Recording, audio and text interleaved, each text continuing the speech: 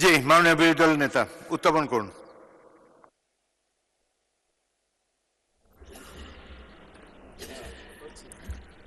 ধন্যবাদ মাননীয় স্পিকার, আমাকে সুযোগ করে দেওয়ার জন্য।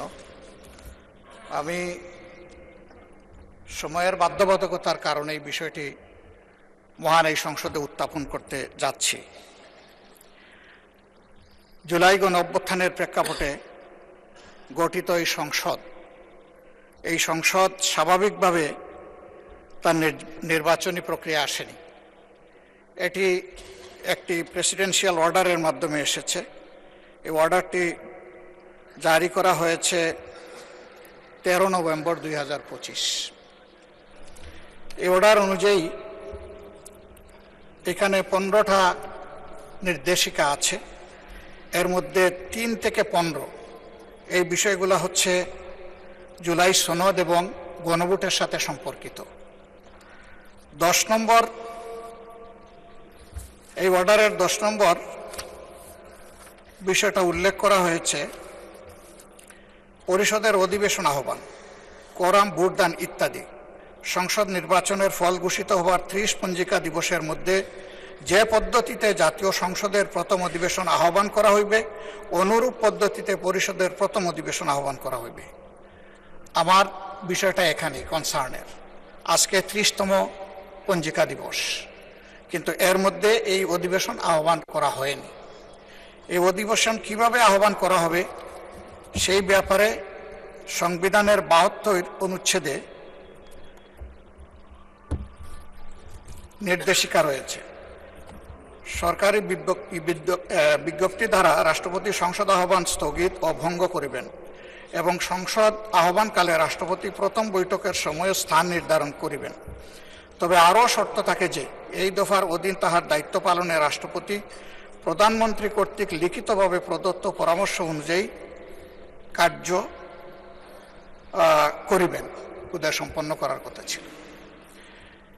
এখন আমরা ধরে নিচ্ছি নিশ্চয়ই মাননীয় প্রধানমন্ত্রীর লিখিত পরামর্শের কারণেই রাষ্ট্রপতি এই সভা আহ্বান করেছেন। এবং এখানে বাকি যে অর্ডারগুলো আছে সেই জায়গায় পরিষ্কার বলা হয়েছে যে পদ্ধতিতে সংসদের প্রথম অধিবেশন আহ্বান করা হবে ঠিক একই পদ্ধতিতে সংবিধান সংস্কার পরিষদেরও সভা আহ্বান করা হবে। 2টা বুথে যারা নির্বাচিত হবেন তাদের ব্যাপারে এখানে আমি আগেই উল্লেখ করেছি। 3 থেকে 15 পর্যন্ত বিস্তারিত তাদের দায়িত্ব এবং অধিকার সম্পর্কে কথা বলা হয়েছে। 3 নম্বরে বলা হয়েছে জুলাই জাতীয় সনদে অন্তর্ভুক্ত সংবিধান সংস্কার বিষয়ে গণভোট। জনগণের সার্বভৌম ক্ষমতা প্রয়োগের উদ্দেশ্যে এই আদেশ এবং জুলাই জাতীয় সনদের সংবিধান সংস্কার সম্পর্কিত অংশ গণভোটে উপস্থাপন করা হবে। 4 নম্বরে বলা হয়েছে গণভোটে নিম্নরূপ প্রশ্ন উপস্থাপন করা হবে। যে 4টা প্রশ্ন ব্যালটের মধ্যে ছিল সেটা আর আমি উল্লেখ করতে যাচ্ছি না। 5 নম্বরে বলা হয়েছে গণভোট অনুষ্ঠান এই আদেশ জারির অব্যবহিত পর অনুষ্ঠিতব্য জাতীয় সংসদ নির্বাচনের দিন এই আদেশ অনুসারে গণভোট অনুষ্ঠিত হবে। এটা হয়ে গেছে এবং গণভোটে যারা ভোট প্রয়োগ করেছেন তাদের মধ্যে প্রায় 70% মানুষ হায়ের পক্ষে ভোট দিয়ে তারা সংস্কারের পক্ষে রায় দিয়েছেন। 6 নম্বরে গণভোট অনুষ্ঠানের জন্য আইন প্রণয়ন। গণভোট অনুষ্ঠানের লক্ষ্যে নির্বাচন কমিশন কর্তৃক প্রয়োজনীয় ব্যবস্থা গ্রহণের উদ্দেশ্যে যথোপযুক্ত আইন প্রণয়ন করা হবে। এটাও হয়ে গেছে।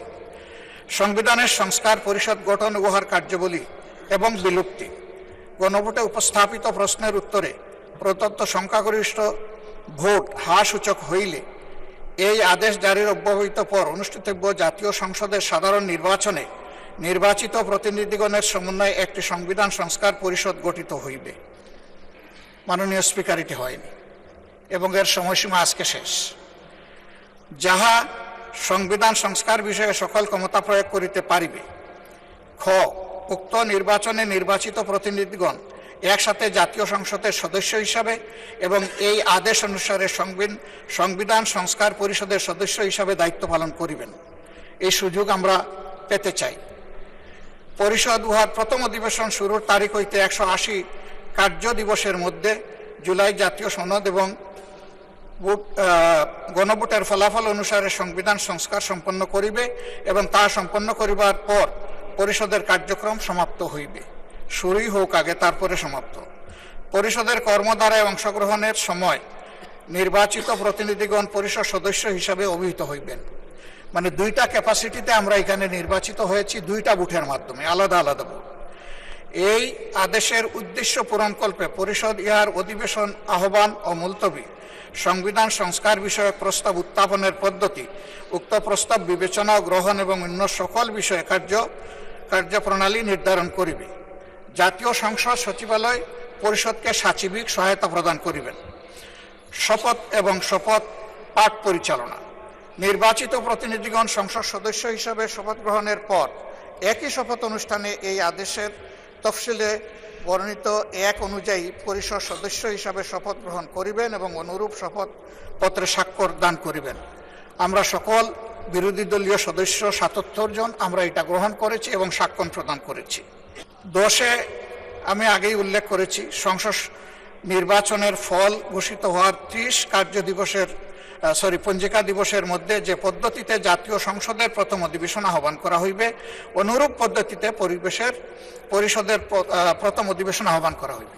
ধন্যবাদ মাননীয় বিরোধী দল নেতা, আপনার কথা আমরা বুঝতে পেরেছি। জি। এখন আমি ট্রেজারি বেঞ্চ থেকে এই সম্পর্কে বক্তব্য আশা করছি। ধন্যবাদ মাননীয় স্বরাষ্ট্রমন্ত্রী।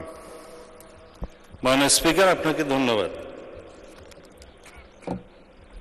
আপনি প্রথমত আমি প্রশ্ন রাখবো, মাননীয় বিরোধী দলীয় নেতাকে কোন বিধিতে এই সময় বিফোর 71 অ্যালাউ করেছেন? This is my point of order. Second হচ্ছে, যদি জরুরি জনগুরুত্বপূর্ণ বিষয়ে কোনো মুলতবি প্রস্তাব আনতে হয়, সেটার জন্য বিধি আছে, সেই বিধিতে কোনো নোটিশ তিনি দিয়েছেন কিনা রুলস অফ প্রসিডিউর 62 অনুসারে। তৃতীয় প্রশ্ন হচ্ছে, যদি জরুরি জনগুরুত্বপূর্ণ বিষয়ে কোনো সংক্ষিপ্ত আলোচনা করতে হয়, সেই বিষয়ে বিধি 68 অনুসারে কোনো নোটিশ দিয়েছেন কিনা। এটা হচ্ছে আপনার প্রতি আমার প্রশ্ন। তারপরেও যেহেতু আপনি অ্যালাউ করেছেন, মাননীয় বিরোধী দলীয় নেতা যেহেতু কিছু প্রশ্ন উত্থাপন করেছে, জাতির উদ্দেশ্যে কিছু কথা বলতে হয়, না হলে পরিষ্কার হবে না। তিনি পুরো জুলাই জাতীয় সনদ সংবিধান সংস্কার বাস্তবায়ন আদেশ 2025 টপ টু বটম পড়েছেন, এ টু জেড। এটা আদেশ নম্বর 1/2025, 13 নভেম্বর। আমি হাউসের বাইরে বিভিন্ন জায়গায় আলোচনায় বলেছিলাম, রাষ্ট্রপতি অধ্যাদেশ জারি করতে পারেন যখন হাউস সেশনে থাকে না, আর্টিকেল 93 অনুসারে। এবং এই আর্টিকেল 93 অনুসারে আপনি দেখবেন মাননীয় স্পিকার,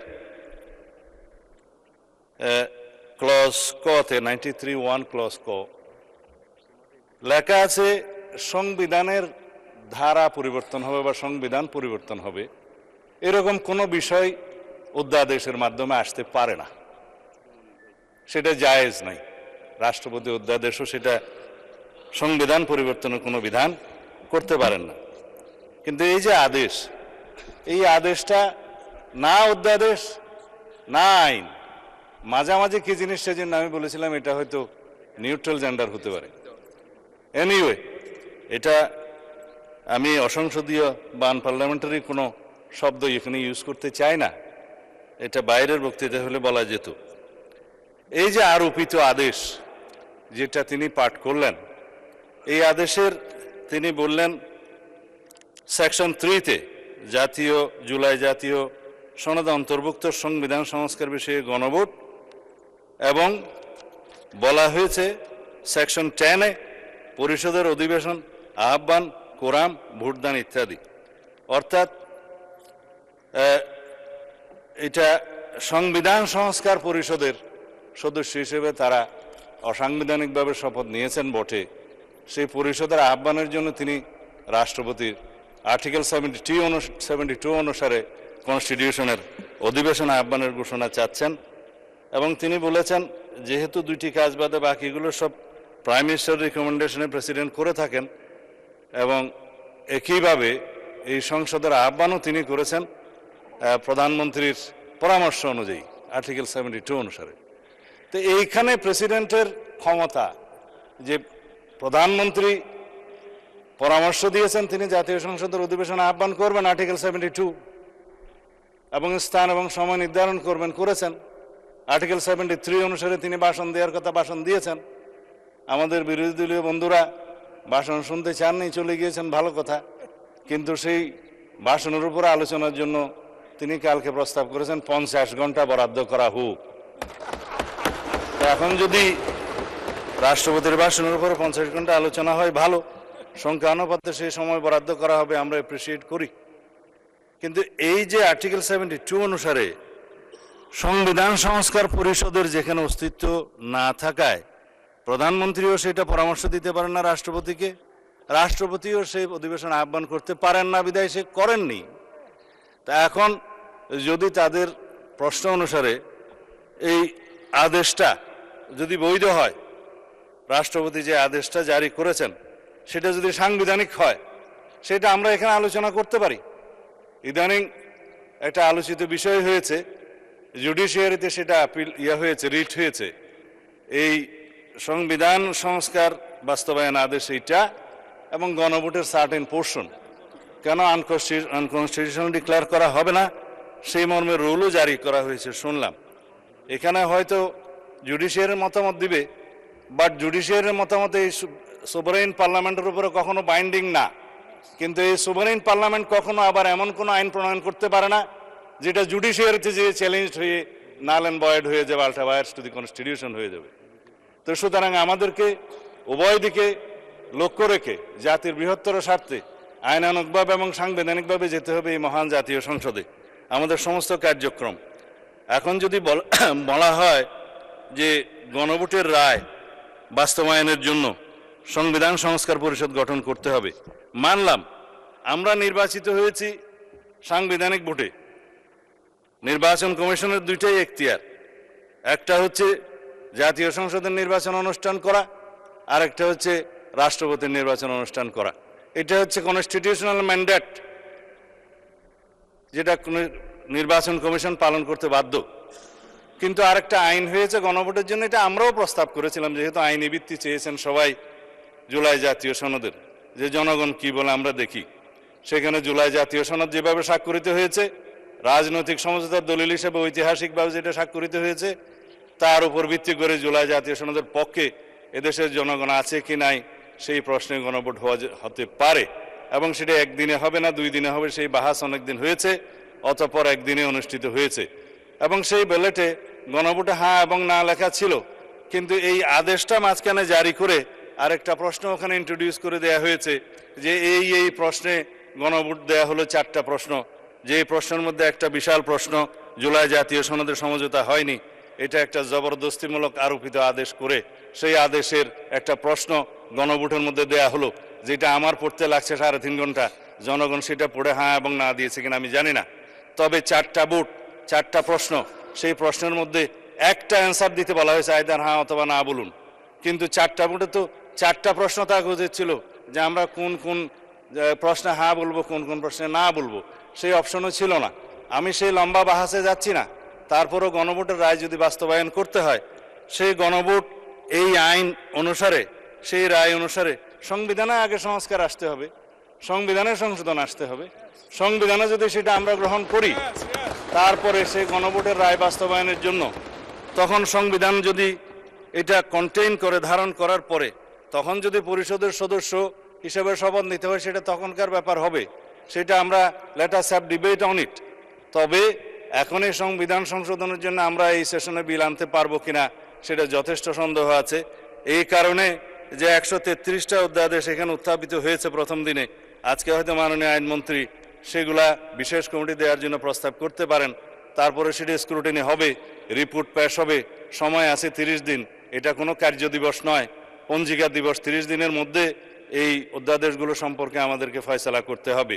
এখন সেই অধ্যাদেশগুলো ফয়সালা করতে গিয়ে 15 দিন এখন লম্বা ছুটিতে, 29 তারিখের আগে আপনি আর সেশন করতে পারছেন না আজকের পরে। তখন এগুলো করতে করতে এই সেশন চলে যাবে।